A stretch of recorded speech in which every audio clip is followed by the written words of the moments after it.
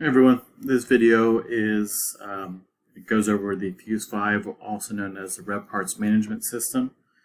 This is for aftermarket auto parts, whether you're a shop or you're a WD or manufacturer. And what we're going to do is a quick little video on how to create a product. My name is Clifford. I'm from the Compressor Warehouse, and we remanufacture and distribute automotive air conditioning compressors.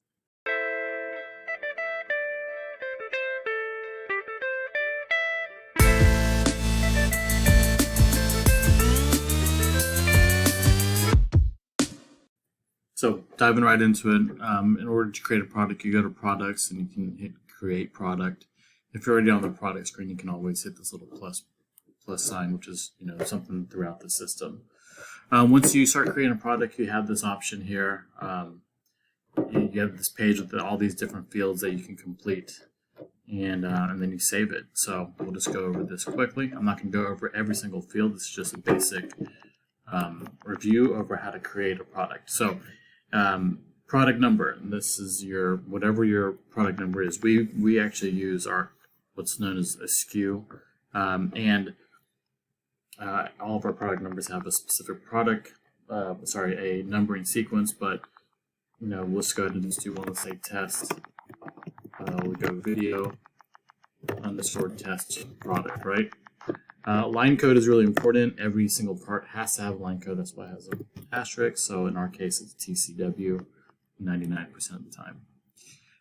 Costs, you would just kind of put your costs here. So I'll put $100. Let me just say video compressor instead, because we sell compressors.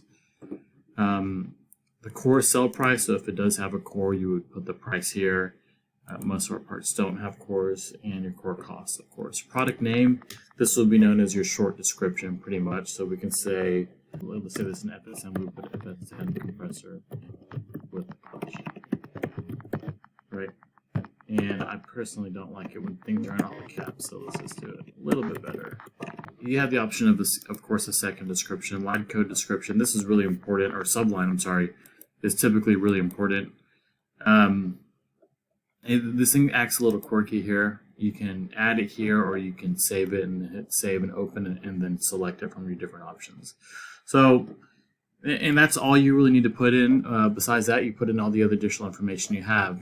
Say in this day and age, you really do need to put width, weight, volume, if you length, height.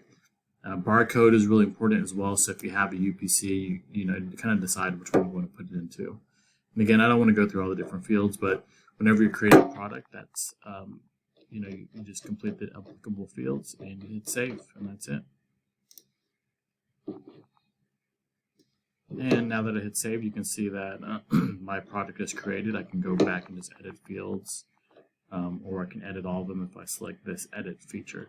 Once you have a product, there's a ton of other things you can do: add images, look at different warehouses, quantities, etc.